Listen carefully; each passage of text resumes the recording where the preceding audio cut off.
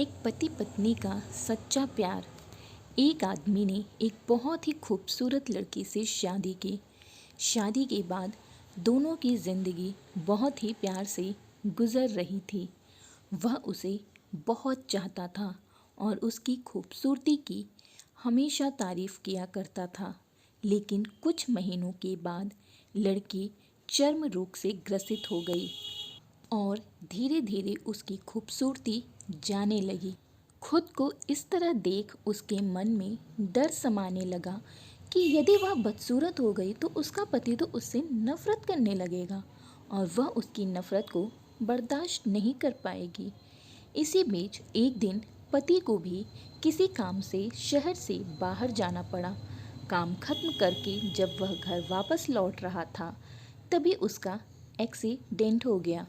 Accident में उसने अपनी दोनों आंखें खो दी, लेकिन इसके बावजूद भी उन दोनों की जिंदगी सामान्य तरीके से आगे बढ़ती रही। समय गुजरता रहा और अपने चर्म रोग के कारण लड़की ने अपनी खूबसूरती पूरी तरह गंवा दी।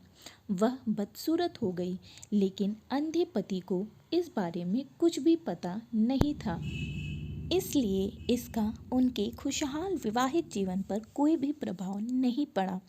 वह उसे उसी तरह से प्यार करता रहा। एक दिन उस लड़की की मौत हो गई। पति अब अकेला हो गया था। वह बहुत ही दुखी था और वह उस शहर को छोड़कर जाना चाहता था। उसने अंतिम संस्कार की सारी क्रियाविधि की और शहर छोड़कर जाने लगा।